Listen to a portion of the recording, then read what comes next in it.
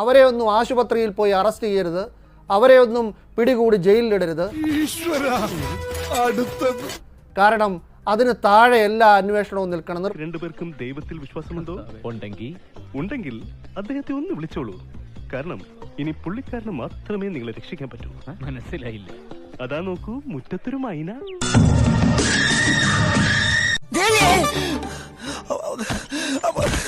ശ്രീ ഷംസീർ, രാഷ്ട്രീയ പ്രതികാരമെന്ന വാദത്തിന് നിങ്ങൾക്ക് നൽകാനുള്ള മറുപടി എന്താണ്? പറഞ്ഞോളൂ. സൂചിപ്പിക്കാനുള്ളത്, ഇത് ഈ ഡിബേറ്റ് സംബന്ധിച്ച് ഞങ്ങൾക്ക് പറയാൻ ഒരുപാട് പോയിന്റുകളുണ്ട്. ഞങ്ങളെ സംബന്ധിച്ചിടത്തോളം ഇവിടെ ഫിറോസ് ഉന്നയിച്ച ഓരോ വാദങ്ങൾക്കുള്ള ഉത്തരവുമുണ്ട്. പക്ഷേ CPIM-ന്റെ പ്രതിനിധി നിലയിൽ ഈ ഡിബേറ്റിൽ എനിക്ക് പങ്കെടുക്കാൻ സാധിക്കില്ല. അങ്ങനെ പേടിച്ചു പോകുന്നവനൊന്നും അല്ല ഞാൻ. എന്നാലും വെറുതെ ചോദിക്കാം, ഈ കോയമ്പത്തൂർക്കുള്ള ബസ് പോയാലോ?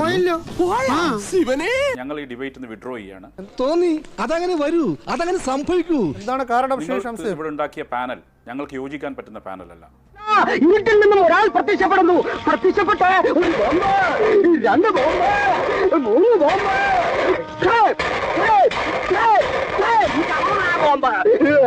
ജയശങ്കർ എന്ന് പറഞ്ഞ വ്യക്തിയുള്ള ഡിബേറ്റുകളിൽ CPIM പങ്കെടുക്കില്ല നേരത്തെ അറിയിച്ചതാണ്. അതുകൊണ്ട് ഈ ഡിബേറ്റിൽ പങ്കെടുക്കാൻ ഞങ്ങൾക്ക് താല്പര്യമില്ല. സൈക്കോസിന്റെ പല അവസ്ഥാന്തരങ്ങളും കേട്ടിട്ടുണ്ട്, പക്ഷെ ഇത്ര ഭയാനകമായ ഒരു പ്രശ്നം ഇത് ആദ്യ.